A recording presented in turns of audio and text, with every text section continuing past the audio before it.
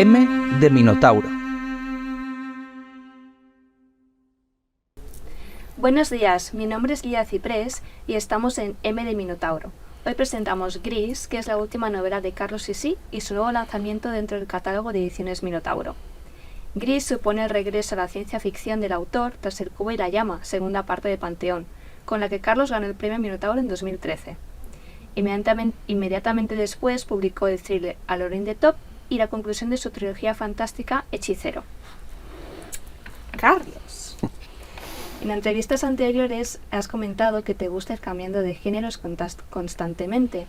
Entre lo tuyo más reciente tenemos thriller y fantasía. ¿Tienes ganas de regresar a la ciencia ficción? Siempre. La verdad es que me gusta mucho contar historias. No, por ejemplo, he escrito mucho terror, pero no estoy obsesionado con aterrorizar a la gente, ¿no? Me gusta contar historias y a veces se me ocurre... Siempre que me hacen esta pregunta menciono una historia de piratas, que quizá algún día escriba, ¿no?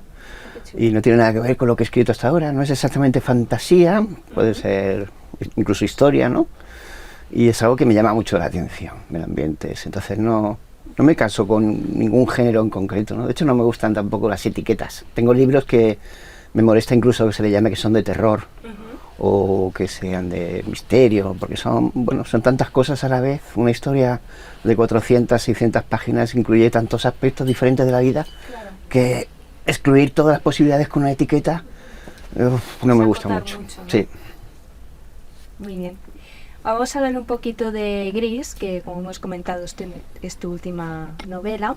Vamos a asistir a lo que se denomina el primer contacto, que es un tema clásico de la ciencia ficción donde se especula con las consecuencias que podría tener el contacto de la humanidad con una especie extraterrestre. Vamos a, si te parece bien, leer la sinopsis para que la gente sepa un poquito de qué va el libro. Leo. El Dr. Chase Ward, el astrofísico más reputado de la comunidad científica, recibe una visita de una agencia de gobierno que precisa de su conocimiento para colaborar en un proyecto relacionado con su campo de investigación. Mientras trabaja enfrentándose a un misterio palpable e inconmensurable que le hace plantearse numerosas preguntas sobre el universo y la naturaleza del hombre en él, la humanidad asiste con estupefacción a la llegada de unas gigantescas naves extraterrestres que irrumpen inesperadamente en la atmósfera terrestre con todo tipo de consecuencias. Gris es una dura reflexión sobre cómo la llegada de una especie alienígena a nuestro planeta, en este día y en este siglo, impactaría sociológicamente en nuestro devenir vital. Carlos Sisi explora una de las grandes preguntas de la humanidad en esta propuesta que sigue a los grandes autores clásicos de la ciencia ficción como Arthur Clarke o Carl Sagan. Ahí lo dejo. Entonces, Carlos, has comentado que muchas veces tu creatividad funciona a base de impulsos, que te viene una idea a la cabeza y te concentras en escribir la novela. Sí. ¿Cuál fue el impulso que te hizo escribir Gris? ¿Cuál fue algún suceso, una noticia o tal vez todo este revuelo reciente sobre expedientes desclasificados o comparecencias gubernamentales sobre el tema OVNI? Sí, un poquito sí, ¿eh? ¿Sí? Sí. Todo ese revuelo que hubo efectivamente sobre el whistleblower que salió, el chivato, ¿no?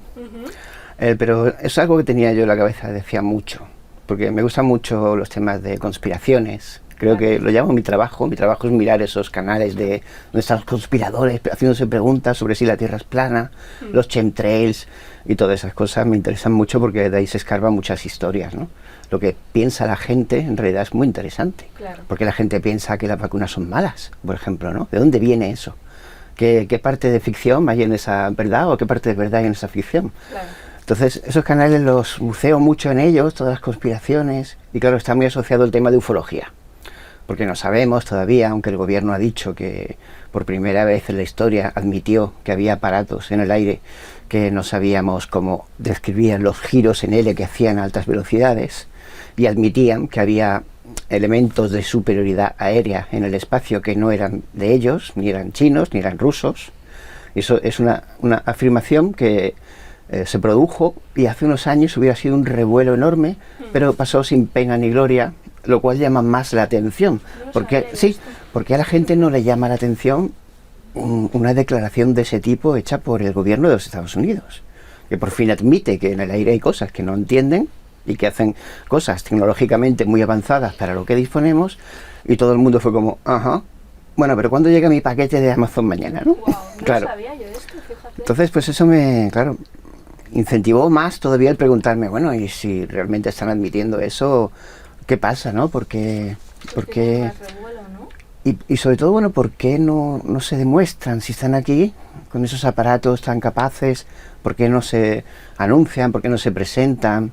Al final nos tienen ellos más miedo a nosotros que nosotros a ellos, porque los seres humanos, bueno, somos capaces de hacer cosas muy hermosas, muy creativas, pero también somos unos auténticos monstruos, ¿no?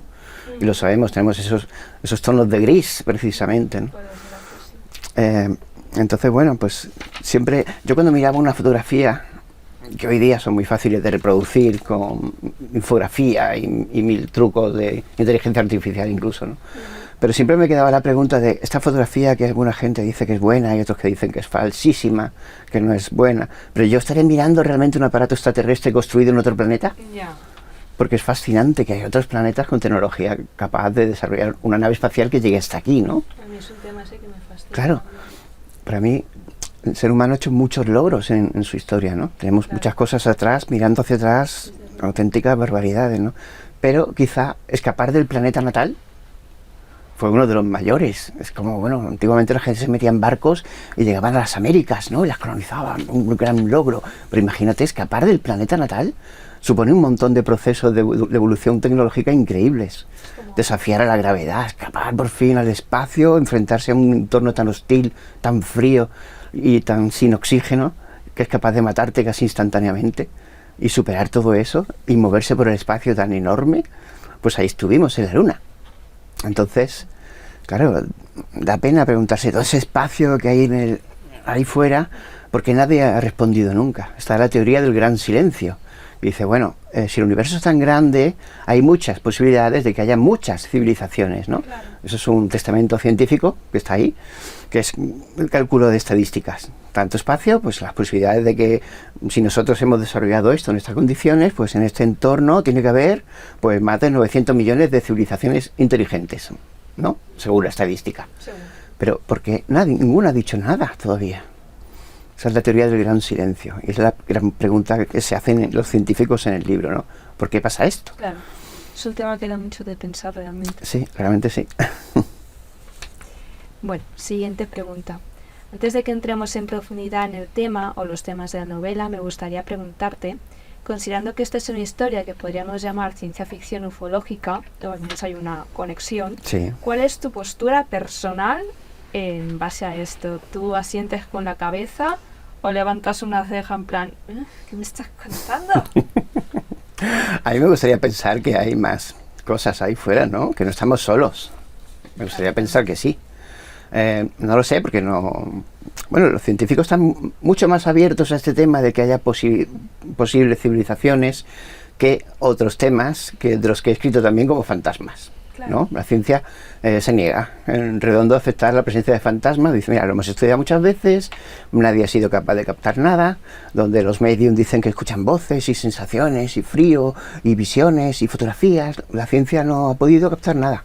E incluso he hablado con gentes que han trabajado toda su vida en temas de parapsicología y estudio de fantasmas y cosas así.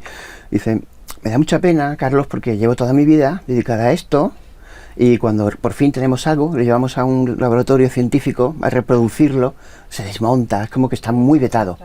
No resiste ninguna investigación científica, ningún proceso empírico de demostración. Y es muy frustrante, ¿no?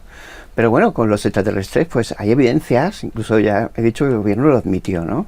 Tenemos aparatos que a una velocidad X, que nuestros reactores no pueden llegar, hacen unos giros en L que a nosotros se nos desmontaría el aparato y la persona que hay en su interior moriría, y no podemos. Hay una fricción, hay una inercia, hay unas fuerzas G que impide que hagamos esos giros en L. No sabemos cómo, ni creemos que con la física que nos rodea seamos capaces de conseguirlo en muchísimos años. Estamos muy lejos de hacer eso, ¿no?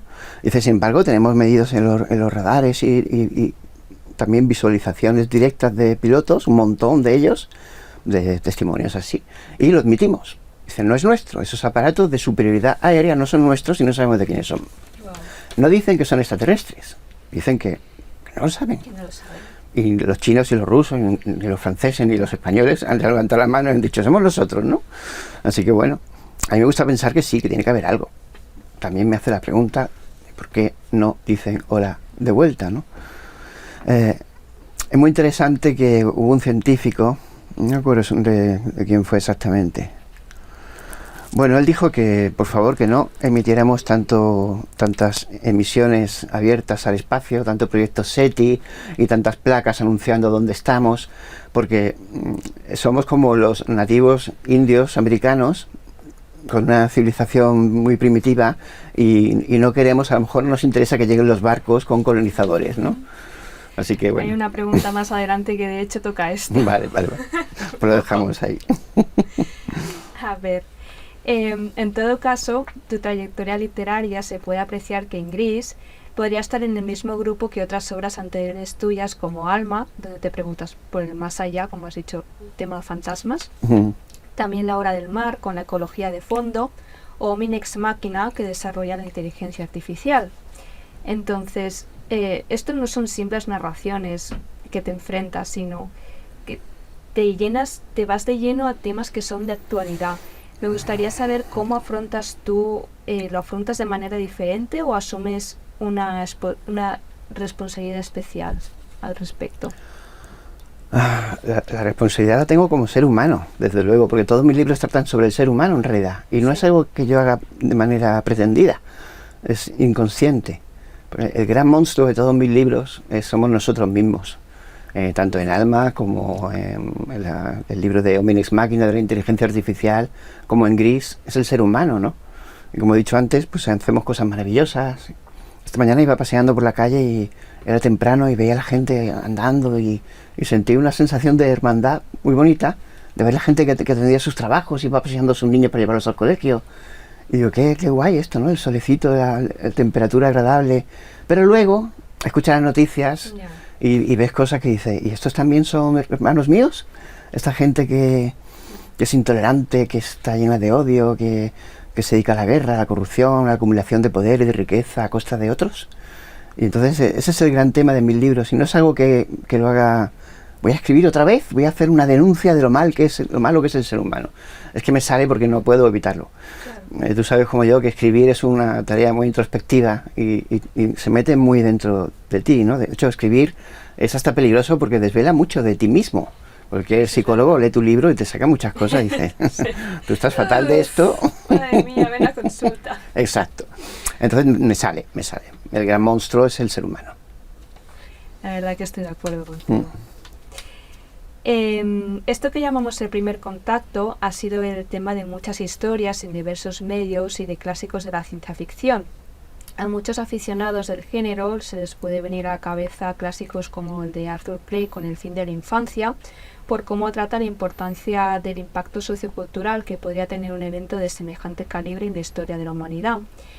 ¿Cuántas de esas historias crees que te han podido influir o hasta qué punto tú te desmarcas y dices, no, esto es algo mío? Yo pienso en justicia, porque he leído mucha ciencia ficción, sobre todo clásica, pero claro, nosotros mismos estamos cambiando mucho. El ser humano como ser humano, de hecho, pues solo tienes que observar películas antiguas del Madrid de los 70, de cómo se comportaba la gente, esa bondad que tenía en el interior, la forma de hablar y relacionarse. Hemos cambiado tanto, lo seguimos haciendo, sobre todo Internet nos está transformando de una manera cultural, sociológicamente, ¿no? Claro, las reacciones de la gente frente a algo así no son las mismas ahora que hubieran sido en los 80 o en los 60, en los 40, totalmente diferentes. Entonces, bueno, es una revisión de cómo el ser humano del siglo XXI, en la actualidad moderna, cómo reaccionaría a algo así. De hecho, se tratan temas como la manipulación mediática con el Big Data, con los medios y todo eso, ¿no? Las redes sociales, somos muy manejables, enseguida pones un mensaje, haces un estudio de marketing muy sesudo de cómo las redes sociales, las respuestas, lo mides con las IAs que tenemos ahora y te salen unas precisiones sobre cómo manipular a la gente que te está mirando que dan verdadero miedo, ¿no? Esto también sale un poco en Gris, está un poco de denuncia de... Sí. Hombre, vamos a tener un poco de cuidado. Igual no es todo lo que vemos, la verdad, ¿no? Claro. existe un debate en torno a las consecuencias que podría tener el impacto de la revelación de los extraterrestres. Sí.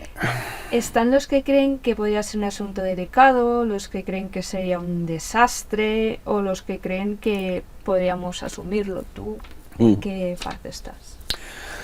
En todos los libros hay siempre una frase que recuerdas más que otras, ¿no? Y en este hay una que un personaje hace una reflexión sobre eso y dice, es que los grises somos nosotros, ¿no? No son ellos, los hombrecillos grises, tal. Dice, los grises somos nosotros porque todavía no hemos superado muchos problemas que parecen ridículos a día de hoy. Sí. Es como, por favor, basta ya de esto, ¿no? Problemas de homosexualidad, de color de piel, de estás a esta línea de la frontera o de la otra. Yo creo que ya con la globalidad que tenemos, el internet que nos ha unido tanto a todos, la multiculturalidad, incluso eso es un problema, porque hay gente que salta y dicen, eso es apropiación cultural, ¿no? Te pones unas rastas y dicen, eso es apropiación cultural. Es lo más aberrante que he escuchado en la vida, ¿no? Y me da mucha pena ver todas esas cosas. Y gente que todavía se atreve a preguntarse si un hombre besando a otro hombre es correcto. Y dan ganas de cogerle y decir, ¿a ti qué te importa? No te metas. Déjales. Es algo que ha existido desde el inicio de los tiempos. Exacto. Es que culturalmente estamos yendo incluso un poco hacia atrás, porque hace ya mucho tiempo estaba superadísimo y era normal. Claro, los griegos mismos se me ocurre, ¿no? Entonces, claro, mete tú en esa combinación algo tan distópico como la llegada de un ser extraterrestre que podría no estar ni basado en el carbono como nosotros, podría ser algo tan distinto que no, a lo mejor no nos atrevemos a imaginar, ¿no? A lo mejor no viene ni siquiera en una nave espacial física, a lo mejor es otro tipo de cosa. Yo lo hice así por el aspecto visual de la novela, ¿no? Pero a lo mejor viene en un rayo de luz, es una codificación que solamente la capta un router. Eso es interesante. No lo sabemos cómo puede ser una civilización, o a lo mejor es algo espiritual. Y a lo mejor la ciencia tiene que replantearse sus métodos de analizar las cosas, ¿no? En fin, las posibilidades son muchas, pero ¿cómo sería la reacción del ser humano, que somos tan cerrados, a veces, ¿no? Nuestro círculo de apertura es tan reducido que ese es otro tema de constante denuncia en mis libros, ¿no? Desde La hora del mar, que hablaba de eso, de la teoría de Gaia, del planeta, que era la madre, decía, mis hijos les estoy llamando y no responden, están cada uno pensando en sus cosas, ¿no? Era de desunión. Cada uno su Francia, los japoneses por allí, los chinos, los rusos, cada uno cerrado en sus cosas y peleando, esto es mío, esto es mío. Somos niños de guardería todavía en un patio de recreo luchando por los juguetes o los recursos. Pero no paramos de hacer las mismas cosas, no aprendemos en realidad mucho, ¿eh? La historia de la humanidad es una historia de guerra y de quitar y de coger. Tienes toda la razón, la verdad tampoco creo que fuese acabar entonces, bien. Claro, hay que... En realidad el libro es bastante optimista, sí, con esto que estoy diciendo, ¿no? Por todo lo que podría pasar, sí. ¿no? De hecho, la siguiente reflexión es que Stephen Hawking, antes de morir, nos dejó con una dura reflexión. Él pensaba que de encontrarnos con extraterrestres, nuestro destino se parecería mucho al que sufrieron los pueblos de la América precolombina, que es lo que hemos estado hablando antes. Stephen Hawking, no me salía así. Exacto. ¿Tú qué crees que pasaría? Bueno, puede ser de todo. Es como si te caes en la calle, ¿no? Y te haces una herida. ¿Qué pasaría? Pues según el momento del día, la calle y el tipo de personas que están pasando, si acaban de salir de trabajar o vienen de tomarse una copa, pues a lo mejor alguien te ayuda o a lo mejor pasan de ti. No. Pues con el espacio, imagínate, si los científicos tienen razón y la estadística no miente y no suele mentir, pues puede haber tantas civilizaciones y algunas pueden ser buenas, otras malas, o a lo mejor el bien y el mal es un concepto humano. A lo mejor aquí nos hacemos preguntas muy humanas y a lo mejor pues una civilización extraterrestre no se basa en esos parámetros y sienten diferente o a lo mejor piensan en su beneficio o otro tipo de situaciones o de cosas, ¿no? Entonces, bueno, puede ser cualquier cosa. Puede ser una especie peliculera que viene a colonizar y quedarse con el planeta porque tenemos mucha agua o muchos árboles o vacas. Tradicionalmente las vacas son de mucho interés para los platillos volantes, ¿no? Con las abducciones de vacas. Sí, ¿no? Y que sale ahí la vaquilla claro, volando, eso es muy típico del lore de los extraterrestres. Sí. Entonces puede ser cualquier cosa. A lo mejor viene alguien y a lo mejor encuentran divertido destruirnos. A lo mejor, vete a saber, no nos han destruido todavía porque reciben nuestro wifi y están flipando con las películas que hacemos y los locurones que hacemos visualmente, ¿no? O nos están robando la O señal. nuestro arte, o nuestra música. A lo mejor leen nuestros libros, Ah, mira, imagínate leyendo Gris. por ejemplo. Por algún motivo, yo sí pienso que están por aquí, ¿no? Porque hay muchos elementos en la historia de la ufología, muchos documentos y que son interesantes y son relevantes. Y digo, sí, pues algo hay, ¿no? Pero todavía no se han demostrado, no se han presenciado, no se han introducido a nosotros. Es lo que decías, el gran silencio. El gran silencio. Y la pregunta es, ¿por qué? ¿Por qué no? Incluso ha habido momentos de gran peligro para la humanidad, Sí. de pruebas nucleares, que hay testimonios que dicen que lo han detenido. Los extraterrestres han intervenido en ese momento, ha habido avistamientos. Vale. Y sobre todo les interesa mucho aspectos de gran belicismo, como la Segunda Guerra Mundial. Estuvo la Batalla de Los Ángeles, donde hubo una especie de invasión de luces en Estados Unidos. Y claro, era la Segunda Guerra Mundial y pensaron que era un ataque, ¿no? Entonces llamaron a todas montaron los cañones, los aviones, empezaron a disparar, el cielo se llenó de explosiones. Y después de 2 horas de bombardeo masivo, pues las luces se fueron. Y entonces lo curioso es que a la mañana siguiente no encontraron ningún rastro de nada. Wow. Dice que es que no quedó ni un centímetro de cielo que no hubiéramos bombardeado. Algo tenía que haber sido destruido. Pero las luces estuvieron por allí entre las explosiones y luego se fueron. Y se llamó la Batalla de Los Ángeles. ¿Por qué? Nos dicen, ¿luchamos contra Los Ángeles o qué fue aquello, no? Y cosillas así hay muchos testimonios de ese tipo, ¿no? Entonces, bueno, pues ahí está la pregunta. Qué interesante. En Gris lo has empleado como título para tu novela, lo cual nos lleva a pensar en los típicos hombrecillos grises. Sí. Entonces, ¿vamos a encontrarnos con este tipo de extraterrestre o el título hace referencia a algo más ambiguo? Es un poco en honor al lore, al sentimiento común de cómo percibimos al extraterrestre, ¿no?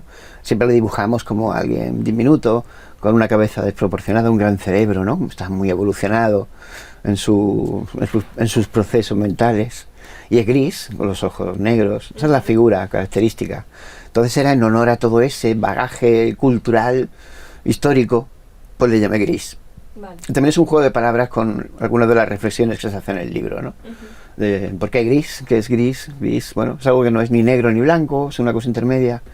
Y no quiero hacer spoilers, pero es algo que el lector descubrirá y dirá, ah. Si lees el libro, lo entenderás. La portada de la novela tiene un componente bastante tétrico. Esto está en consonancia con historias que se han contado sobre el asunto, especialmente las relacionadas con los grises, como es el caso de Communion de Willie Strieber, que de hecho acaba adaptándose al cine. Entonces, Carlos, ¿vamos a encontrar también terror, que es el género que más quizá te ha marcado a ti como escritor? Yo pienso que sí. ¿Sí? Pienso yo. Es que eso depende de lo que lleves dentro. Vale. Y la novela juega con eso, porque yo espero que al final te haga la reflexión de cómo te has tomado tú la invasión extraterrestre, tal y como se cuenta. Porque también es un proceso de, bueno, el suceso ocurre en las primeras páginas, extraterrestres se dice la sinopsis, todo el mundo lo sabe que el libro va sobre la llegada de los extraterrestres. El trabajo que hay en esta novela es describir cómo reaccionaría el ser humano. Entonces yo quiero que al final del libro uno se pregunte cuál era su perspectiva respecto a eso, ¿no? Entonces parte del juego es el proceso que sigue el lector a la hora de descubrir la historia, ¿no? Así que ese es el juego. Muy bien. Habría que tratar también el tema súper importante de la conspiración, que está presente, de hecho, en varios lanzamientos que está sacando tanto Minotauro como Planeta Cómic. ¿Tú cómo crees que esto te afecta, este discurso que está tan en la actualidad? ¿Cómo crees que te afecta a ti? ¿Qué papel crees que tiene en Gris? Yo creo que en Gris y en todas mis obras, ¿no?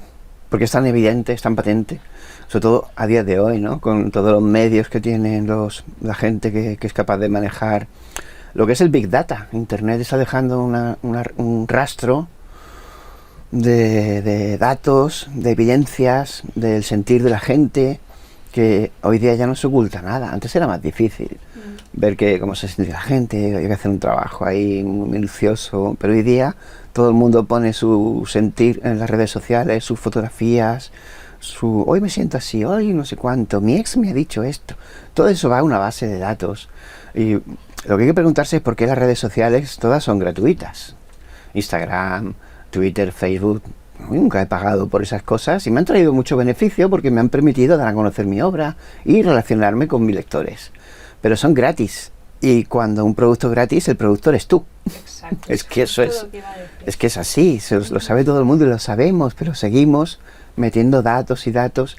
Y por ejemplo, sabemos que en Estados Unidos, pues en Inglaterra, utilizaron el Big Data y las redes sociales para analizar el comportamiento de la gente, manipularles de una forma efectiva y brutal y evidente. Y además lo hicieron un documental y todo y lo contaron. Lo hicimos así, hicimos esto y conseguimos que cuando las encuestas decían que la gente no quería salir, pues conseguimos que votaran al revés.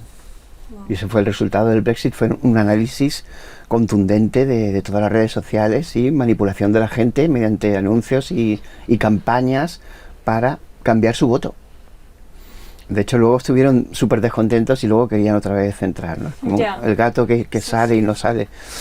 Porque, bueno, es que todo eso existe, ¿no? Y los analistas de ese tipo de cosas, pues cada vez lo saben más, cada vez tienen herramientas más refinadas. Ahora incluso tienen la IA, que es que lo hacen ya muy rápido todo. Y estamos bastante manipulados y direccionados hacia todo. Y los políticos lo saben, y la gente lo sabe también, que están manipulados.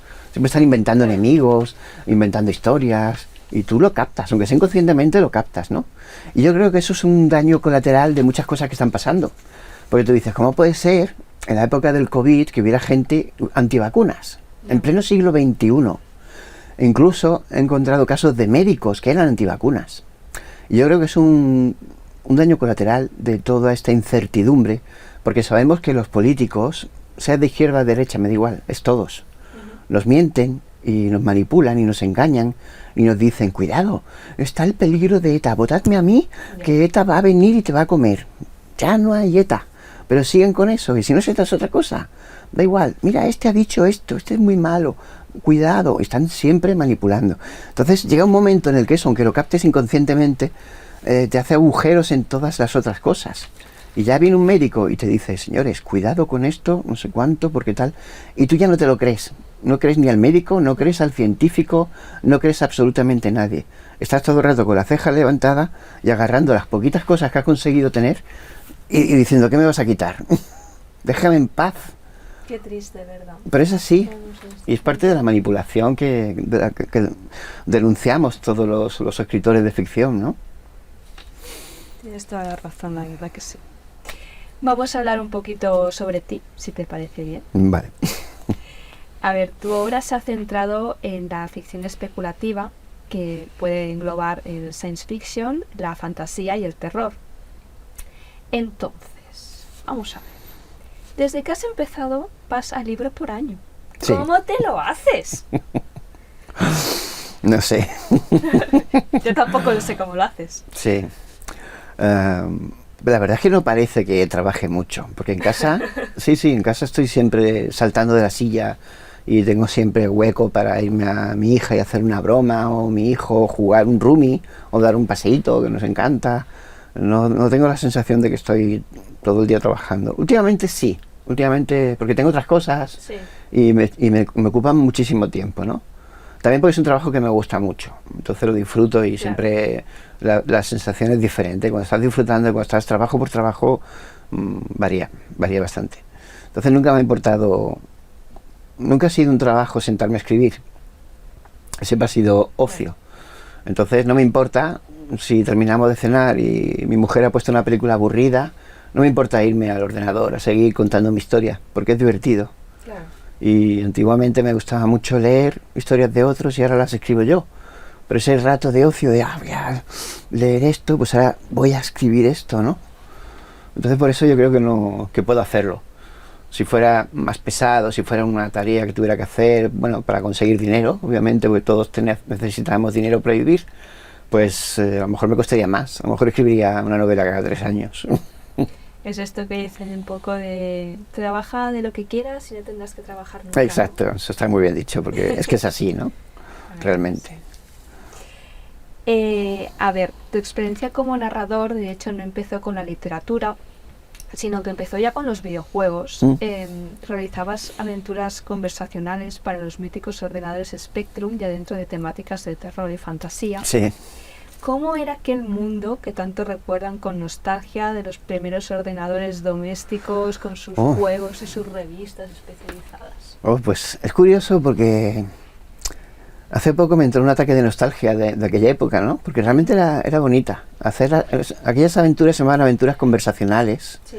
Y realmente era como escribir una novela, pero dejabas que el lector se involucrara en la historia, ¿no?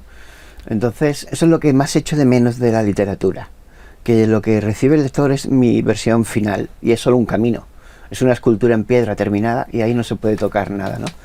Los videojuegos, las aventuras conversacionales tenían la particularidad de que no eran visuales como ahora, no había gráficos, era texto.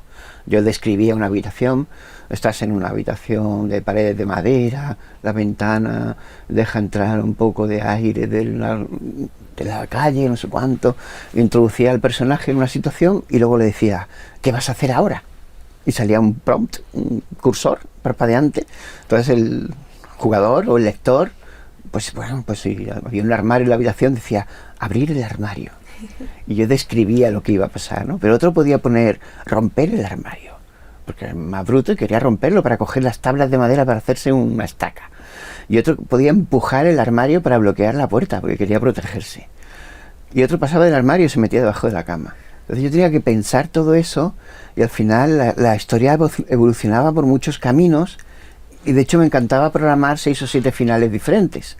Uno en el que eras muy bueno y salvabas a todo el mundo y escapabas en el coche con todos los personajes vivos, y otro en el que habías sido un egoísta y has matado a todos y te habías ido pues, tú solo, huyendo del mal, ¿no? De la casa o lo que fuera. Y eso me encantaba, esa sensación de exploración, de libertad, de darle al personaje la posibilidad de elegir. He intentado mucho combinar ahora con las tecnologías que hay, hacer una novela interactiva, pero claro, es que es mucho trabajo, porque una novela, si es solo un camino y ya me cuesta bastante tiempo, imagínate hacer 100 posibles caminos. Tardaría 10 años en escribir una novela como esa. ¿Se podría hacer? Sí. En 10 años tienes que tocar 10 libros. Pero, y al final tampoco sería tan chulo, porque imagínate que el lector va leyendo una novela de esas explorativas, sí, ¿no? Y llega al final y ha construido su propia historia. Pues con la tecnología que tenemos podría darle un botón y la novela se imprime y te la mandan a tu casa con tu versión. ¿Vale? Pero ¿qué pasa con todos los otros 100 caminos? Se quedan ahí, se mueren y cada uno tendría el suyo distinto. Pero merece la pena estar 10 años haciendo eso, ¿verdad? Hay que ser un poco... Bueno, lo puedes compaginar con otras cosas. Sería romántico, sería precioso, sería bonito, sería interesante incluso, pero no te acaba de... No me acaba de convencer. Prefiero, como has dicho tú, escribir 10 novelas diferentes y jugar con el cambio, ¿no? Que como sabes me gusta mucho cambiar de género incluso, porque bueno, también uno se aburre de escribir una novela, te tiras mucho tiempo con ella. Son mucho tiempo pensando en los personajes, al final necesitas cambiar un poco. Por eso escribí novelas de fantasía. De hecho, hoy en día se empieza a reconocer los videojuegos como una forma narrativa. ¿Cómo ves esta transformación del ocio electrónico en lo que se refiere al potencial de contar historias, desde que tú hacías juegos como las cavernas de Fanfir o Midnight, o hasta llegar a obras más recientes como podría ser Red Dead Redemption? Sí. Yo siempre he sido muy pro videojuegos. Yo siempre he dicho que elegí las novelas porque era lo más sencillo, era lo más barato y asequible y directo. Yo tenía un procesador de textos que funcionaba en cualquier ordenador y yo podía contar mi historia ahí. Y además me gustaba mucho, yo era muy lector de libros de Stephen King y me gustaba mucho contar historias. Pero a lo mejor si hubiera sabido programar, hubiera sabido hacer gráficos y hacer música, todo ese tipo de disciplinas que hace falta para hacer un videojuego, pues a lo mejor me habría atrevido con un videojuego, ¿no? Pero lamentablemente no estaba a mi alcance. Ya. Pero creo que los videojuegos son una forma de contar historias brutal. Tienen sonido, tienen imágenes, te permiten elegir y pueden contarte una historia con una capacidad muy efectiva, muy efectiva. Es verdad que he hecho guiones para videojuegos, he hecho guiones para películas, me los han pagado incluso, Wow, sí. muy bien. He hecho guiones para cómics Vale. y he hecho libros. Y yo al final me quedo con los libros. Claro. Sí, porque por muy potentes que sean los videojuegos o las películas o los cómics, las novelas tienen una cosa especial, que es que cuando tú estás con un personaje puedes parar la acción, meterte en lo que el personaje está sintiendo sin que el lector se dé cuenta. No es como que lo paras y le tiras de la camiseta diciendo, espera, estamos corriendo, pero párate un poco que te voy a contar lo que el personaje vivió cuando era pequeño. Y dices, hombre, no, lo puedes hacer bien y puedes hacer que el lector se emocione o sienta lo que el personaje está sintiendo con truquitos, con unas solas palabras, ¿no? Y eso en un videojuego se nota mucho más. Ya. Porque estás en mitad de una acción, de repente tienes que cambiar el tono, la música, y poner un recuerdo, poner una musiquita, cambiar los colores para que el que está jugando sepa que es un recuerdo, ¿no? Y no funciona tan bien. Vale. Entonces, el poder para contar historias de la literatura creo que es súper potente. Y deja más huella. Los videojuegos puedes jugar y te olvidas muy pronto. Pero Ya, un buen eso es libro verdad. que te impacta va contigo mucho más tiempo. Es como más mágico un Sí. libro, ¿verdad? Y los mensajes, yo siempre escondo muchos mensajes, porque sé que me lee mucha gente jovencita, ¿no? Sí. Y escondo muchos mensajes que para una persona adulta son muy evidentes, pero para las personas más jovencitas funcionan muy bien. Y esos mensajes llegan mejor cuando los cuentas con palabras Eso es verdad. que con un videojuego, una imagen, que es mucho más directo. Y mucho más rápido, porque hoy día con TikTok y eso, la gente joven está acostumbrada Contenido de... a pum, pum, pum, pum, contenido pum. rápido. Un libro al final te cala mucho Sí. más. De hecho, he fijado que hay mucha gente joven que en el cine es incapaz de prestar atención a la película durante 1 hora y media. Cuando hay un valle de tranquilidad que está el personaje hablando, ¿no? Después de la acción siempre hay un momento que es más calmo, o hay una secuencia que está haciendo cosas que es puramente visual y cinematográfica. Hacen así con el teléfono. Wow. No pueden estar disfrutando de la música o de un pasillo iluminado por la luz que entra por una ventana y está el personaje mirando reflexivo. No pueden hacer, ¿qué va? Eso ya lo he visto, hace 30 segundos que estoy viendo eso. Y se van.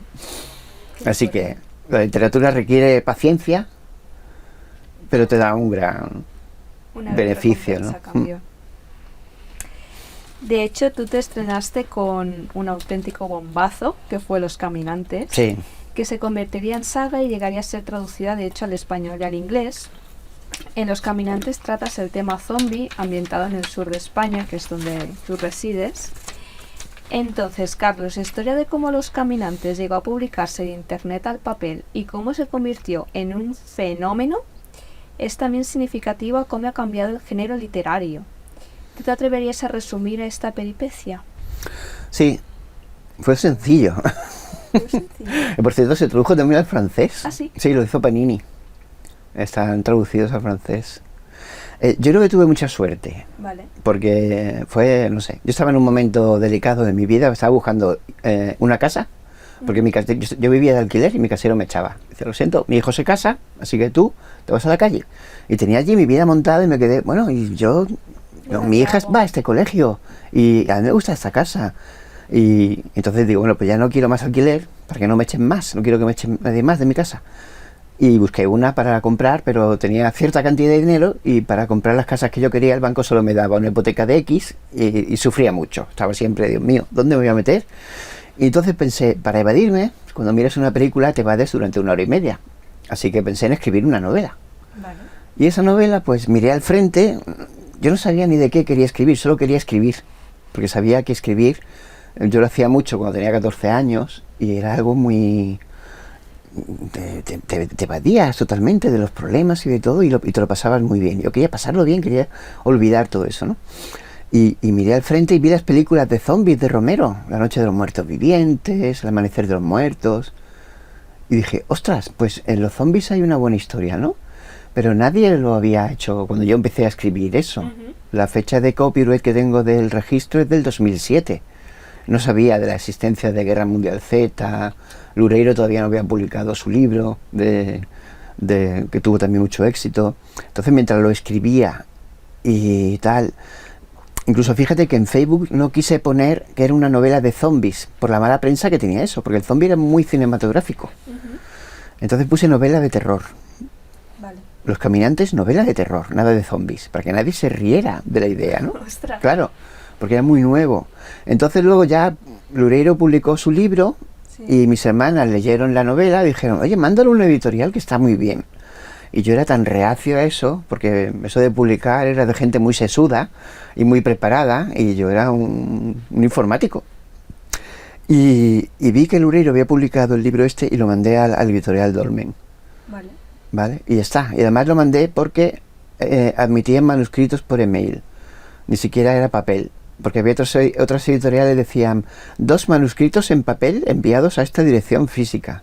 Yo sí, hombre, voy a mandar aquí un montón de papel así para que lo tiren a la basura. Eso es lo que pensaba yo. Y lo mandé allí. Y al año me escribieron, oye, vamos a publicar este libro que nos ha gustado mucho.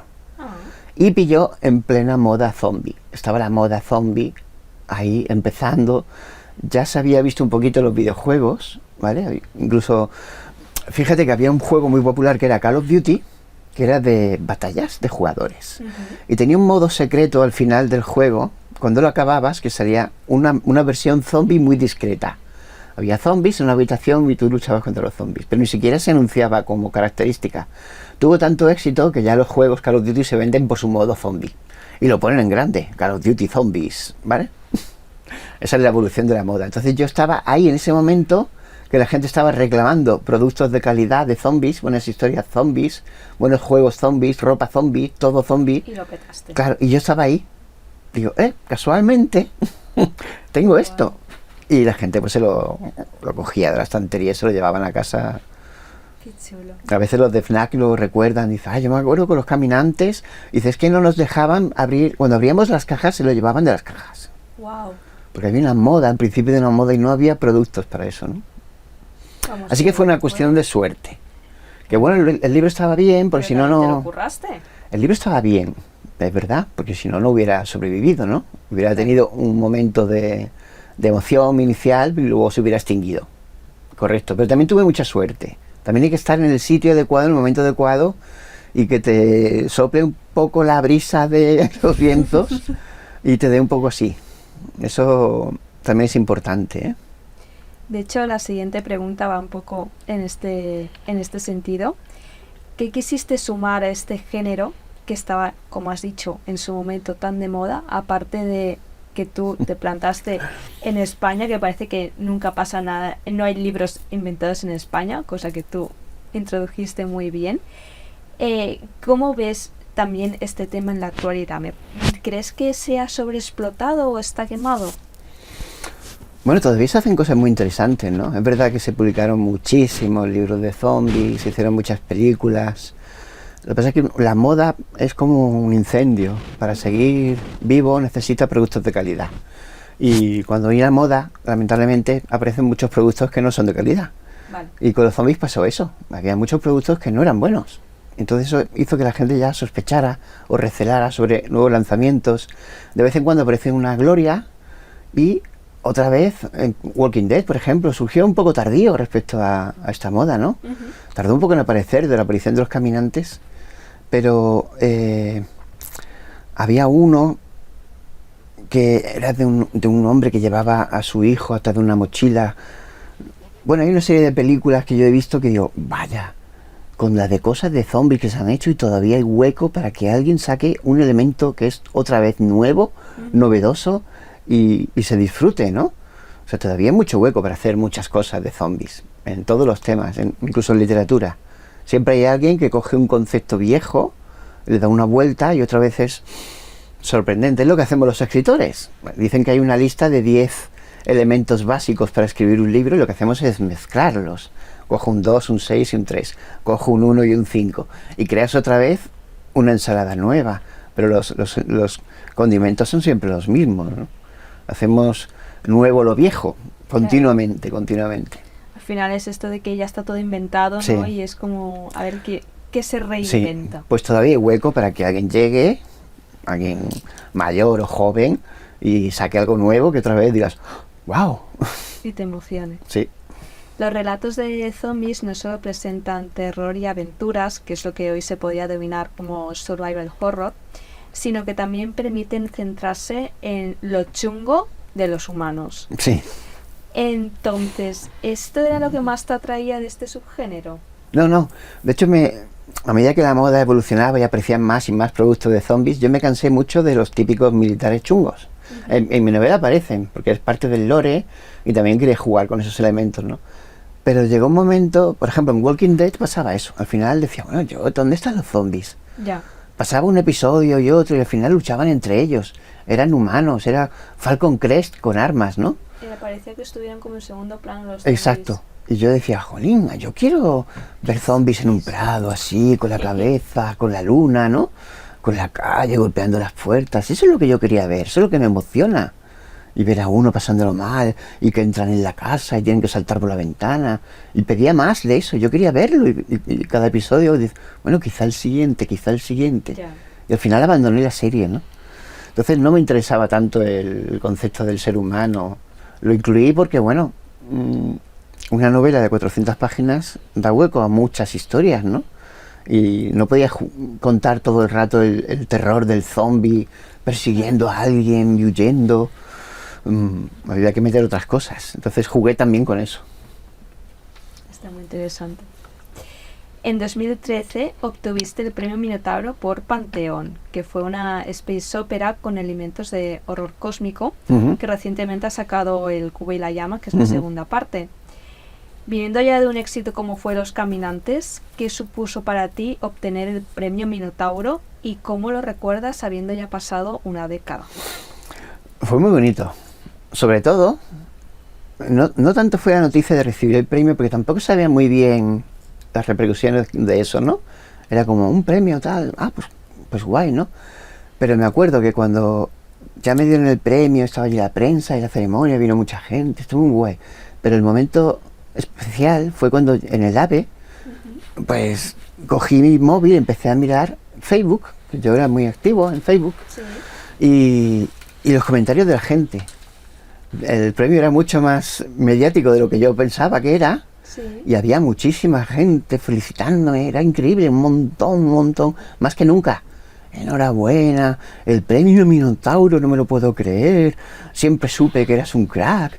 Claro, bonito. Y eso fue como, anda, mira, se ha enterado no sé quién y me ha escrito, comentándolo con mi mujer. Y ese también. Yo, pero ¿cuántos mensajes hay aquí? Estaba todo lleno, era impresionante. Y ese fue uno de los mejores momentos más bonitos de mi carrera. Qué experiencia más chula. Sí, ver que todo el mundo se emocionaba y se alegraba por tu éxito, ¿no? Eso a veces ves, pobrecitos, pasa con todo el mundo, ¿no?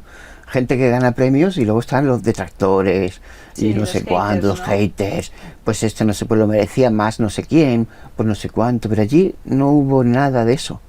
Era todo gente feliz, honestamente contenta porque tú te habías llevado algo bueno a casa. Y lo recuerdo como momento cumbre de mi carrera, fue ganar el premio Minotauro. Tiene que ser una experiencia brutal, la verdad que sí.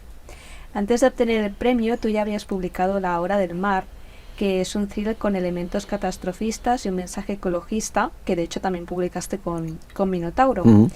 En tu propio sitio web confiesas que hasta que llegó Alma, La Hora del Mar era para ti lo mejor que habías escrito. Sí. Entonces tú vives en un rincón costero y considerando lo que estamos haciendo al planeta y los mares, ¿tú te tomaste esta obra ya no solo como una historia más, sino como un ejercicio de responsabilidad personal? No me acuerdo.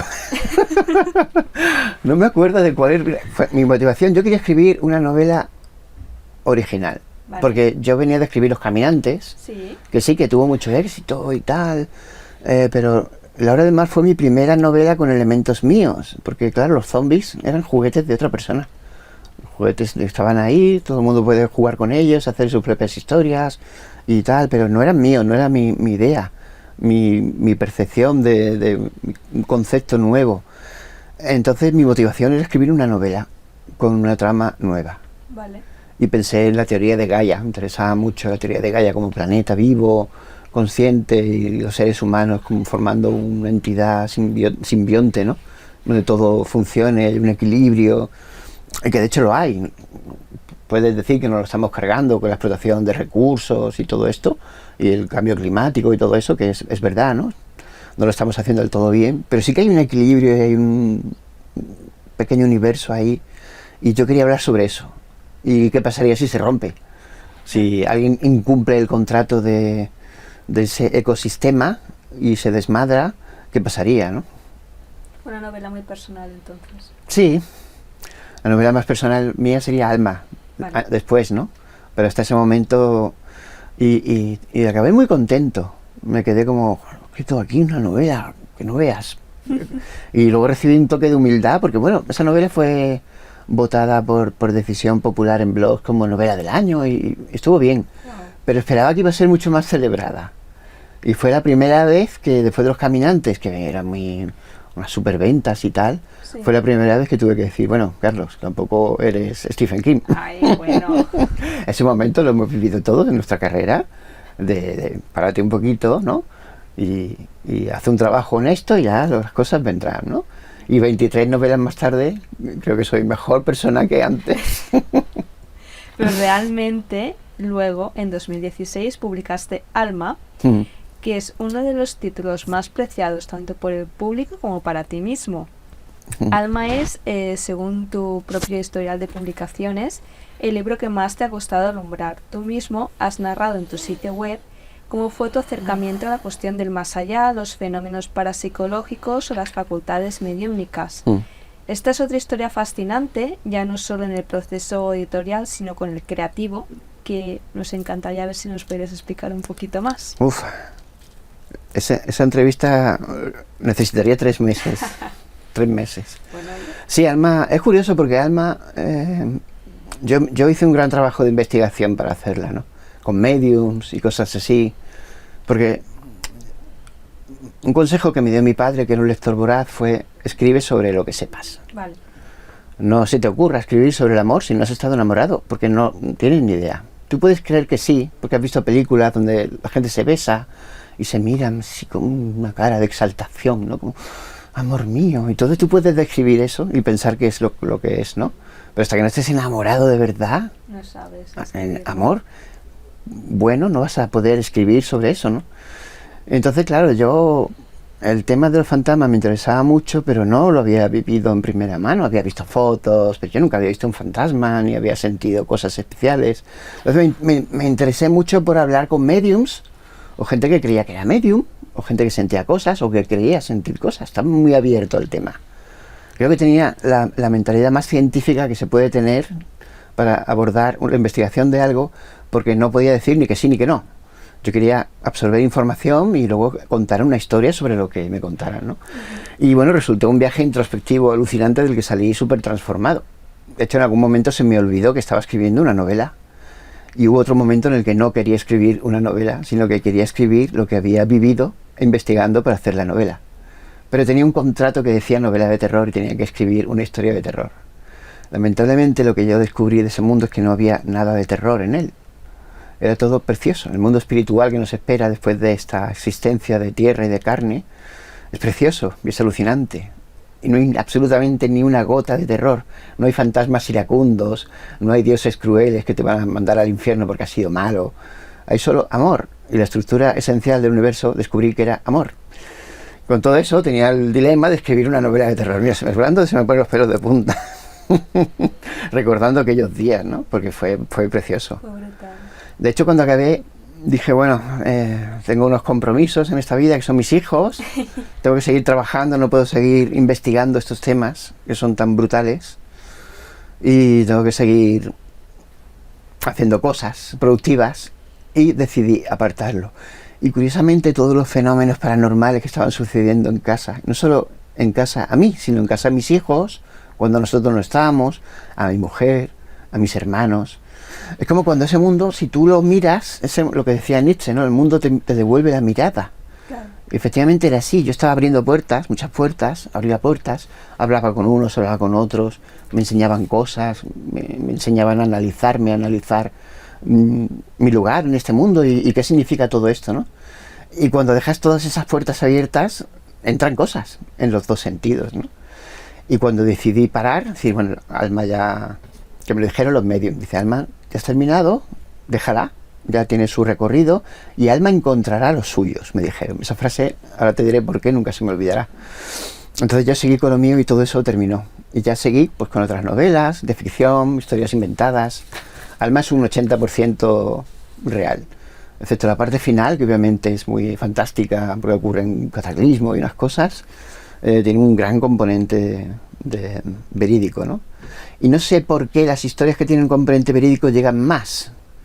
Lo he podido comprobar. Yo me puedo inventar cosas muy chulas, como que había un monstruo debajo de la mesa y de noche se arrastra Que la gente conecta y más, te roba los zapatos, lo que tú quieras. Puedes inventar una cosa chulísima y la gente dice, ah, pues qué chulo, pero lo olvidan. Pero como algo tenga algo de verdad, hay algo en la memoria evolutiva, algo que sabemos, que hemos aprendido con los ojos cerrados en la oscuridad de tu habitación, que dices, wow, esto lo he vivido, o esto lo sé, o me suena, o algo tengo yo, mira. Yo me leí Alma también hace un montón y la recuerdo como un libro súper impactante. Porque tiene mucho componente de verdad y eso la gente lo capta, no sé por qué. Y eso que me dijeron de Alma encontrará los suyos, continuamente me pasan muchas cosas. En la Feria del Libro de Madrid había un señor que dice, mira, es que he visto que tienes mucha cola, como no te conocía, pues me voy a llevar un libro tuyo, ¿no? Además veo que tienes mucho. Y veo a la gente hablar contigo con mucho cariño y yo quiero vivir eso. Digo, venga, pues ¿qué te gusta? ¿Te gustan los vampiros? Tengo aquí vampiros, aquí tengo zombies, tengo aventuras en el espacio, tengo esta que va un poco de la Segunda Guerra Mundial, no sé qué, y el tío sigue mirando. Y no sé por qué, miró encima mía y ni siquiera estaba en la mesa, estaba en la estantería, el FNAC lo había puesto en la estantería, estaba Alma allí. Dice, ¡ese! Dice, ¿por qué? Ah, Alma, no sé qué, pues te interesa un poco el más allá y tal. Y me mira así y dice, no sé, quiero ese libro. Me llamó el libro. Claro. Y luego ya me contactó por Facebook, mira, soy el hombre que tal, no sé qué, que me llamó mucho la atención. Y ya sé por qué, porque yo estaba muy perdido, estaba muy desorientado, no sabía cosas que no entendía. Y gracias a Alma he encontrado mi lugar y ahora estoy otra vez encarrilado en mi vida. Y gente así ha habido muchísima, que para Alma ha sido algo especial. No es una historia de ficción, es producto de todo ese proceso que yo viví y que conseguí dejar medio registrado en el libro. Entonces, además siempre será, mucha gente me dice, ¿vas a escribir una segunda parte? Y digo, no podría ya escribir una segunda, no tengo las fuerzas para vivir ese proceso otra vez. Lo exprimiste todo con Alma. No querría volver a empezar ese proceso, ni sabría cómo, seguramente, ¿no? Mi producción es mucha ciencia ficción y mucho ocio y disfrute, y además es distinto, ¿no? De hecho, es que Alma es una novela que te ha llevado tantísimos seguidores que se podría pensar como tu obra cumbre, ¿no? Entonces, que es un poco lo que hace que la tengas en consideración. Un poco lo que hemos estado Para mí fue el hablando, proceso que viví a la hora de escribirla, ¿no? Tuve que poner todo sobre la mesa, todo. La concepción del amor, todo, las relaciones familiares, la relación con tu pareja, nuestro papel aquí, el cuadro general. Eso es lo que hace que sea especial para mí. Y después, el efecto que tienen los lectores también es importante, también nos gusta. Desde luego. Nos gusta gustar, ¿no? Hombre, Nos al gusta, final claro. escribimos un poco Exacto. por nosotros, ¿no? Pero también Sí, a todo el mundo le gusta que tu libro guste. sí. Para mí las ganas lo son todo, ¿no? Por ejemplo, Rojo existe porque alguien lo pidió, bueno, mucha gente lo pidió en Facebook, que querían una novela de vampiros. Y me puse. Llegaremos también a Vale, Rojo. vale. No podemos olvidar los paralelismos que tiene Alma con Gris, En ambas, por ejemplo, te atreves con el pilar del mundo del misterio, lo paranormal, todo lo que llaman la posibilidad de vida extraterrestre. Entonces, ¿cuál es tu forma de acercarte a temas que pueden ser tan espinosos a nivel científico o sociocultural, pero con tantas posibilidades para la ficción? Yo soy muy abierto a todas esas cosas. En Alma, por ejemplo, me enfadé un poco con la mente científica clásica que rechaza de plano todo ese mundo espiritual. Es muy medieval, está ya muy visto, es de 1900, de la época de el despertar de los espiritistas y no sé cuánto. Es antiguo, no es científico. Ahora estamos en otras cosas, estamos en la miniaturización de los componentes para móviles, estamos en roquetería para viajar a Marte, estamos con las IAs, pero los fantasmas y eso es como... Suena clases de yoga del sábado por la mañana. De profesor chiflado, ¿no? La comida zen, exactamente. Y me molestaba un poco porque para mí el auténtico viaje de la humanidad no es hacia el espacio, no es hacia afuera del planeta, es hacia adentro. Y eso lo tenemos súper olvidado. Está antiguo, es feo, es obsoleto, a nadie le interesa y no es científico. Digo, pero es que científico es todo. O sea, la espiritualidad es ciencia, sin duda, si no, no existiría. Lo que no existe, lamentablemente, es la magia. Y soy súper fan de Harry Potter. Pero no existe, no hay magia, lo siento. No funciona. Las leyes físicas, que sepamos, por lo menos, ¿no? Entonces, la espiritualidad sí, está ahí. Hay muchas cosas que dicen, un momento, esto me requiere un poquito de atención, ¿no? Que no podamos medirlo no significa que no exista. A lo mejor no tenemos los materiales. Porque si te vas al siglo XII y pones un router a emitir, nadie se va a enterar de que estás emitiendo una página web con tu router, porque no hay nadie capaz de leer esos datos. Atraviesa nuestro cuerpo, ahora mismo está atravesando por nuestro cuerpo un montón de internet, de imágenes, de redes sociales, de códigos, de llamadas de móviles buscando el terminal, ¿no? Están cruzándonos ahora mismo, pero si no tienes aquí un router para leer esos datos, no te vas a enterar de absolutamente de nada. Pues podría haber otras cosas, quizá, en unos tipos de espectros que no podemos leer, pues seguramente sí, ¿no? Totalmente. Pero están tan cerrados. Entonces mi perspectiva ante todas esas cosas es, bueno, es plausible, ¿por qué no? Vamos a prestarle un poco de atención y vamos a construir una historia sobre la posibilidad de que todo eso exista, por lo menos, ¿no? Jugar con esos conceptos que, bueno, llevan muchos años a nuestro alrededor y dicen que cuando el río suena agua lleva. Parece como que da miedo, ¿no? Claro. Entrarse en estos temas. Claro. A ver si vamos a descubrir algo de verdad y... Sí, miedo. pero están ahí y sobreviven a todo este rechazo. Por ejemplo, las momias de Egipto ya no se hablan de ellas, a nadie le da miedo ni nadie piensa que sean verdad. No hay ningún creyente de momias de Egipto, ¿no? Porque son, bueno, historias que no tienen tampoco mucho trasfondo. Sin embargo, hay gente que sigue creyendo en fantasmas, ¿no? Al final, exacto. es Porque algo que hay lleva mucho tiempo existiendo. Exacto. Porque hay muchas cosas. Y ovnis ni te cuento, ¿no? Claro. Las páginas de ufología de Reddit están abarrotadísimas. Y están siempre con el anuncio. Ya se va a hacer el anuncio. Dentro de poco. El silencio va a morir, ¿no? Con una emoción, una ilusión. En 2018 abordaste la fantasía desde un enfoque muy personal, haciendo homenaje a Tolkien. Con Nigromante arrancaste una trilogía que se compone con Nigromante, Hechicero y Guerrero y que cuenta con las portadas e ilustraciones de interiores del artista súper aclamado Tomás Sijo. ¿Cómo te decidiste a atreverte por fin con el género fantástico y cómo querías que fuese tu propia fantasía teniendo en cuenta que es un género que lo ha petado últimamente? Fue por cansancio mental. Porque había escrito muchas novelas basadas en la actualidad, siglo XXI, personajes con coches, con móviles. Y yo tenía la mente muy adiestrada para la fantasía. Yo siempre había sido un gran lector de fantasía. Y no solo Tolkien. Tolkien para mí es el mejor, es el maestro. Es el maestro, me encanta, ¿no? Juego de Tronos, por ejemplo, tuvo muchísimo éxito, pero a mí nunca me funcionó. No soy tan seguidor de eso, ¿no? Pero Tolkien es que yo tengo una edición en el cuarto de baño y siempre abro al azar y leo por el placer de leer.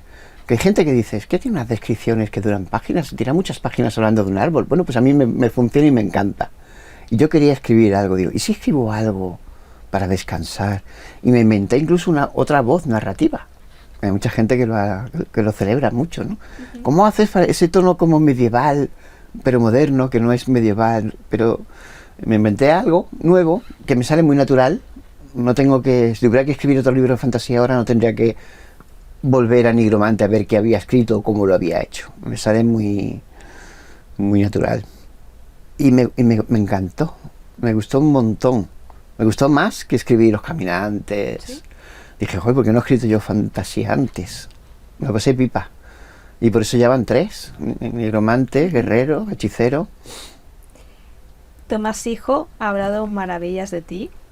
Vamos a asumir que esto es mutuo. Sí, entonces... sí.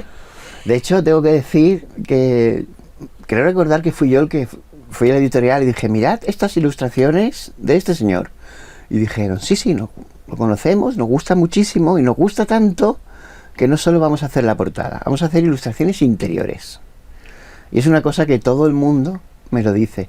Estos libros, qué bonitos han quedado, son preciosos. En la Feria del Libro de Madrid vino un señor muy mayor y dice, Carlos, tengo ya estos 3, Nigromante, hechicero y guerrero, y vengo a por más. Y yo, es que no hay más. Pobre. Y no me digas eso. Ay, qué lástima. Pero no tienes novela este año de otro libro de estos, es que me encantan. Y en casa yo no tengo mis portadas de mis libros en la pared, ni tengo ningún libro. Hay una estantería que están todos, pero está en un cuarto y no está. Pero en el salón tengo una vitrina donde tengo una figura de Alien muy cara que tengo yo ahí como la joya de la corona. Y arriba tengo estos 3 libros, son los únicos que tengo porque son preciosos. Son muy bonitos. El lomo. Y eso fue trabajo de Tomás Hijo, bueno, y de la editorial, que le puso un cuidado especial, la verdad. ¿Cómo se desarrolla esta relación entre Tomás Hijo y tú, que ha acabado con 3 libros? ¿Hasta qué punto trasciende de la típica relación que puede ser de ilustrador-escritor? Bueno, yo por Tomás siento el más grande de los respetos, no solo porque es increíble en su trabajo, sino porque es buena persona, que es lo que yo más aplaudo y admiro de alguien, ¿no? La bondad. Y Tomás es buenísimo. Y el respeto digo porque Tomás manda. Yo le mando escenas del libro, cuando yo lo tengo hecho, le digo, mira, todo esto ocurre en el libro, fragmentos pequeñitos, y él elige lo que quiere ilustrar, ¿no? Y le dejo total libertad. Incluso a veces, si en alguna escena ha puesto algún elemento que yo no he puesto en mi libro, como todavía está abierto, yo lo cambio por su ilustración, para que sea fiel a su ilustración. De hecho, Guerrero, que a mí me sonaba a acero, a guerrero, a espada, yo quería que fuera azul. Dije, el libro va a ser azul. Y él hizo así, dice, no, va a ser verde. Y digo, bueno, pues verde. Pues verde. El artista manda. O sea, absoluto respeto por su trabajo. Lo que él diga como artista, así es. Mucha compenetración entre vosotros. Sí, no se me ocurre corregirle ninguna ilustración, decir, no, Tomás, es que mi ciudad no es así, mi ciudad es más alta, o más baja, o más verde. Si Tomás lo dibuja así... Si Tomás lo dice... Es el artista. Igual que él no me cambia mi historia. Claro. Carlos, aquí pon más adverbios de mente. Un poco, volviendo a lo que tú mismo has comentado antes, con esta trilogía los lectores disfrutaron especialmente con el uso de tu lenguaje, que tiene elementos muy arcaizantes y a la vez muy propios del verbo popular. Da la impresión de que tú te lo pasaste genial, sí, escribiendo de esta manera, ¿no? Sí, me lo pasé pipa. No sabía que me iba a gustar tanto. Yo escribía fantasía cuando empecé a escribir, creo que con 14 años. Usaba una máquina de escribir porque no había ordenadores en aquella época, ¿no? Estaba siempre cha. Pero no sé por qué lo dejé durante muchos años, porque me metí más en el campo de la programación, de la informática y todo eso. Sí. Porque bueno, había que ganarse la vida y pensaba que eso de escribir era muy difícil, publicar, ¿no? Nunca se me había ocurrido mandar nada a ninguna editorial. Y no sé por qué, nunca había escrito fantasía. Y cuando me puse, descubrí que me lo pasé, me encanta, es una cosa... Porque además tienes todo por inventar. Y estar construyendo un mundo, libro a libro, añadiendo elementos, y cada vez es más grande y con más historias, es la sensación de creador se satisface muchísimo, ¿no? Es como una página en blanco, ¿verdad? Exacto, es que estás construyendo algo que tiene sentido y la gente ya pide un mapa. para ver dónde están las cosas. Es verdad. Y es un mapa de mi mente. A ver que yo me aclare. ¿Pero esto dónde está? ¿Esta ciudad está al norte o Claro. al sur? Y eso, estás creando algo que antes no existía, ¿no? Y eso es lo que más me gusta a mí de escribir, es la sensación de crear. Crear cosas que antes no estaban, y luego miras a la estantería y dices, ahí hay algo Pues ya bueno, está. ahí hay algo bueno, que antes no estaba, ¿no? ¿Y tienes pensado volver a escribir fantasía? ¿Sería en el mismo estilo? Me o sería encantaría, otro estilo? me encantaría. Vale. Pues claro, hay otros lectores que piden otro tipo de cosas, ¿no? Entonces hay que compaginar un poquito, y Guerrero y Hechicero han ido muy seguiditos. Sí. Entonces hay que esperar un poquito. Tenemos planeado el lanzamiento del 2024, ya estoy con ello, y no es de fantasía, Vale. pero me encantaría volver en el futuro, sí. O sea, esperamos fantasía. Que en sea el azul futuro. esta vez, Tomás. Tras tu serie de zombies, te lanzaste por otra de las míticas criaturas del terror, que Sí. son los vampiros. En 2019 iniciaste la trilogía que conforma Rojo, Fundación e Infierno. Con esta trilogía tú planteas un punto de partida que puede ser muy parecido al de los caminantes, de un mundo posapocalíptico, Ujú, con monstruos súper chungos. ujú. Entonces, para los que no conozcan esta serie, ¿en qué se puede diferenciar de la de zombies? Bueno, hay que pensar que Los Caminantes fue mi ópera prima. Y además la escribí para mí. Y como he dicho antes, no pensé que se iba a publicar. Fueron mis hermanas las que me dijeron, mándalo a una editorial. Sí. Entonces fue lo que a mí se me ocurrió. Alguien, recuerdo que hizo una reseña muy curiosa porque dijo, Los Caminantes es tan buena porque Carlos Sisi está en la inopia de todo lo que se ha estado haciendo de zombies, y como no sabía nada de zombies, ha hecho lo que le ha dado la gana, y entonces ha funcionado. Porque no ha dicho, cuidado, esto no lo voy a hacer porque ya se ha hecho. Vale. Esto tampoco lo voy a hacer porque ya se ha hecho en este otro libro. Así que voy a hablar sobre esto que es muy original y muy nuevo. Y como yo no tenía ningún impedimento de ese tipo, podía escribir sobre lo que quisiera, porque no había ningún interés comercial ni nada de eso, pues Los Caminantes salió muy fresco y muy honesto. Una historia que no le importaba coger elementos ya hechos, porque como era mi opinión y mi versión, pues otra vez eran nuevos, ¿no? Sí. Y entonces, bueno, aún así, claro, ha pasado mucho tiempo. Yo a veces, si cojo Los Caminantes y lo abro y leo, pues veo los rasponazos en la carrocería. Ay, bueno. Claro, eso es inevitable. Pero todo escritor evoluciona. Todo escritor evoluciona, y yo también. Y habían pasado 10 años, y ya tenía novelas muy grandes y muy complicadas, como La Hora del Mar, que era muy coral, pasaban muchas cosas, muy grande, muy tocho. Y decía, ¿cómo me gustaría volver a escribir Los Caminantes? Pero no se puede hacer, así que... Ya. Así que ocurrió también que, por ejemplo, yo no pensaba nunca escribir sobre vampiros. Me parecía que era un tema muy manoseado o muy usado ya. Sí. Y no solo en literatura, también en videojuegos, en muchas cosas, ¿no?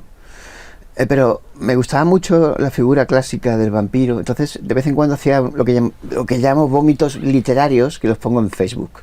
Trocitos de cuentos pequeñitos. Y la gente pensó que era una novela. Y empezaron a decir, ¿cuándo sale esta novela que la quiero comprar? Con el típico meme este de Shut up and take my money. Es buenísimo ese meme. Claro, quiero comprar esto. Y decía, entonces un día hice una pregunta, digo, ¿de verdad queréis una novela de vampiros? Y todos, sí. Claro, tuvo 2000 me gusta y likes y memes del de Futurama. Sí. Y a mí lo que más me motiva son las ganas. Las ganas solo son todo, ¿no? Claro. Si tú me hablas con pasión de tu huerto de coliflor, yo quiero verlo, quiero tocar la coliflor y quiero comer coliflor, porque veo tu pasión y digo, ¿por qué tú tienes eso y yo no, no? Motivación Claro, especial. de hecho el fútbol, por ejemplo, a mí no me gusta nada, pero miro con envidia a la gente que lo vive con esa pasión, que se ponen, que se visten, Forofos. que lo ven, y intento entenderlo, digo, yo quiero que me guste todo, hasta Juego de Tronos.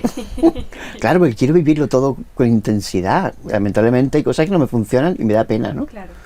Entonces, bueno, pues cogí y volví a leer Salem Slot de Stephen King. Ah, es buenísimo ese libro. Sí, pero ocurre que yo lo leí con 14 años. Y entonces el recuerdo adorna mucho las cosas. Ya. Y desde que yo leí ese libro con 14 años y Stephen King lo escribió, han pasado muchas cosas y el vampiro ha evolucionado mucho. Ujú. No solo en literatura, también en videojuegos. Ha habido muchos aportes de pequeños creadores que han ido enriqueciendo la figura del vampiro. Y la conversación del maestro con el niño ya no era tan buena como yo la recordaba. Ya. Ya era un poco entiendo. antiguilla. Y dije, pues igual sí que hay un pequeño huequecito para escribir una novela de vampiros más moderna, con todos los elementos que se han ido creando, y no solo vampiros, cosas que yo podía usar de otras cosas que me habían gustado y podía adaptarlas al mundo de los vampiros, que es lo que hacemos los escritores. Cogemos un poquito de aquí, un poquito de allí, combinamos y hacemos algo nuevo. Y funcionó, yo salí muy contento con Rojo. Fueron 3 libros, la gente pide un cuarto, funcionó muy bien. La gente está muy contenta, yo también. ¿Iba a haber un cuarto?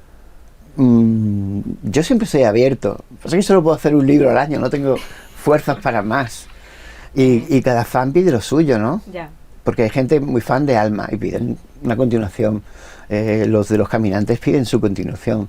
Incluso de Gris, alguien que lo ha leído, pero por favor, ¿vas a escribir más de Gris? Que se llame No tan gris o muy gris. O casi negro. O casi negro. Entonces es muy complicado. No digo que no, podría ser. Hay mucho juego para todo ese tipo de cosas. En el aire, entonces. Por último, uno de tus últimos libros que también publicó Minotauro y que no está vinculado a ninguna serie ni saga sería Homine Ex Machina, que es una historia sobre posibilidades y peligros de la inteligencia artificial. Han pasado ya muchos años desde que escribiste Homine Ex Machina y los avances en cuanto al uso de las inteligencias artificiales se han disparado. ¿Cuál crees que sería tu punto de vista desde que tú que has trabajado siempre con tecnología informática? ¿Qué piensas tú al respecto? ¿Te preocupa que esta tecnología interfiera en el uso narrativo o podría tener beneficios? A mí me preocupa el ser humano, que siempre está con su miedo, está siempre en plan peleón con la IA, que si nos van a quitar el trabajo, que si no sé cuánto, y unos debates y unos... Cuidado con la IA, que es muy peligrosa. Yo, perdona, pero no, yo soy pro IA total. Es una herramienta, como todo, como siempre ha sido. Leonardo da Vinci, si hubiera tenido Photoshop, lo habría usado. Y muchos artistas que dicen que la IA no la quieren usar porque le roba el trabajo, porque hace cosas automáticas, pues tú que eres artista, coge la IA y haz algo que yo, que no soy artista, que solo puedo escribir un prompt mediocre y hacer una herramienta, una imagen básica como la puede hacer cualquiera hoy día, pues no voy a sacar esa calidad. Tú si eres artista, tú has trabajado y has estado 10.000 horas practicando tu arte y estudiando los conceptos de iluminación y de composición de imágenes para crear algo impactante. Usa la IA como herramienta y acelera tu proceso creativo para hacer no una ilustración al día o a la semana, pues hacer 30, hacer mucho más arte que los demás no vamos a entender ni vamos a poder reproducir. Pero no desestimes una herramienta tan capaz y tan potente para el ejercicio de la exploración creativa como es la IA. Y eso solo en el campo de la imagen. Pero es una herramienta. Yo, si Leonardo da Vinci estuviera por aquí, diría, madre mía, ¿qué voy a hacer con esto? ¿Sabes? Porque el pobre tenía que coger pigmentos de insectos, machacarlos y flores para hacer los pigmentos, para pintar. Miguel Ángel, ¿no? Todo ese tipo de artistas antiguos darían lo que fuera por tener esas herramientas y nosotros, por puro miedo, nos volvemos reacios a su uso. Pero si es como la revolución industrial, pues muchos trabajos se perdieron y otros tuvieron que volver a adaptarse, ¿no? Pues ahora lo mismo, estamos ante otra revolución que además es imparable, por mucho que te enfades y por mucho que la taches y pongas grafiquitos de, por favor, no usar esto, no lo puedes parar, no lo puedes detener, ni se puede ajustar ni regular con leyes. Porque, aunque la ley diga tal y cual, esto no lo vamos a usar, esto es peligroso, esto no sé qué, alguien va a encontrar la manera de darle la vuelta. Es imparable. Lo que hay que hacer es encontrar la manera de usarlo correctamente y que sea provechoso y que aumente las capacidades creativas del ser humano en general. Así que, si me preguntas, esa es mi respuesta clarísima. A favor de la IA. Totalmente. Da la impresión de que en el fondo, tanto tu punto de vista, este libro y con varios otros, es bastante optimista. ¿Esto se debe a que tienes confianza en la especie humana? Al final es como si una parte de mí me autoconvenciera, ¿no? No, por favor, tranquilízate, piensa que a lo mejor todavía hay esperanza, pero cada vez tengo menos, ¿eh? Sí. Piensa que el mundo está cada vez... Está peor. Pasan cosas que dices, pero bueno, todavía, ¿no? La corrupción que tenemos... Y se ve cada cosa a diario, te llegan noticias. Intentas hacer que tu mundo sea un mundo pequeño, que funcione. Tienes tus hijos, tienes tu casa, tienes tu tele grande que te costó un dinero, pero la disfrutas mucho porque es 4K y se ven las películas divinas. Y te sientas ahí, lo ves todo muy bien y estás contento con esas cositas. Y tu helado sin azúcar en el frigorífico para las noches. Pero en ese mundo feliz, todos los estímulos externos de las cosas que pasan en el mundo son muy malos. Ya. Yo cuando mi mujer me dice, mira lo que ha pasado aquí en la Franja de Gaza, el Netanyahu, el Milei, el no sé dónde, mira Argentina, mira no sé qué, mira lo que ha dicho este, mira las declaraciones del otro, mira en Madrid lo que está pasando con el PP, mira en Andalucía no sé cuánto. Es como, por Dios, todos esos estímulos de las cosas malas del mundo son, digo, pero ¿dónde vamos a parar? La inflación, la corrupción. Hombre, está Todas esas futuda la cosas cosa, la verdad que sí. yo no quiero saber ya nada. Voy a escribir bastante- otro libro de ficción para escapar de la realidad. Muy bueno eso. Habiendo repasado todas tus series y sagas, así como tus libros independientes, al final, ¿tú qué prefieres? ¿Escribir libros autoconclusivos o escribir sagas? No, yo prefiero ser honesto e intentar terminar los libros lo mejor posible. Vale. Que a veces tampoco se puede. Por ejemplo, la saga Rojo estaba concebida como una saga de 3 libros, ¿no? Entonces yo sabía que podía avanzar en la historia y dejarlo ahí porque, bueno, era un compromiso. Y se decía en el primer libro, estos son 3, este es el volumen 1 de 3, ¿no? Pero, por ejemplo, Los Caminantes sí que tiene un final coherente, más o menos terminado, satisfactorio. Acaba ahí y luego se decidió seguir con la historia, ¿no? Se hizo Los Caminantes 2, pero siempre hay que intentar no dejar a los personajes corriendo en mitad de un pasillo, Ya. con un cliffhanger ahí de... Como muchas series que hay, ¿no? Ya. Estás viendo series en televisión y se acaban así, que no tienen ni final ni nada, y dicen, no, es que la serie se ha cancelado. ¿Y ahora qué Te quedas pasa? con cara de tonto. Claro, entonces hay que intentar dar al lector una experiencia que sea completa, Tiene ¿no? un principio y un final, ¿no? Aunque sea... Como nos enseñaban en el uno colegio, o- una historia tiene un principio, un desarrollo y un Claro. final, pues eso. ¿Hay alguna serie nueva en mente? Ahora mismo estoy con una novela Vale. que por ahora es conclusiva, es como Gris o Homines Máquina, es una historia que empieza y acaba pero bueno, todo es expandible, todo es... Depende de que la gente lo pida en realidad, cuánta gente lo pida y si se puede hacer o no, porque, por ejemplo, Alma, por mucho que lo pida la gente, lo que sí es Alma, verdad que estuvimos hablando con los editores de hacer, porque toca hacer una nueva edición, Sí. de hacer algo diferente, cambiar un poco la presentación. La portada igual o algo así. Sí, algo así sí puede hacer, pero otro libro basado en aquello no podría, es que no podría hacerlo. Bueno, cuéntanos un poquito sobre este nuevo libro que tienes en manos. Está tan en pañales todavía. Ese sería el siguiente para el 2025, el libro Claro. del año que viene. Sí. Entonces todavía estamos empezando con él. Todavía Poco puedes contar. muy poco. Algo que sea un poquito. Ni siquiera el título está claro, así Vale. que Bueno, lo no dejamos es en de el aire. fantasía, Vale. porque si me preguntaba que cuándo el siguiente de fantasía, yo todavía falta, hay que bastante. intercalarlo un poquito, ¿no? Vale.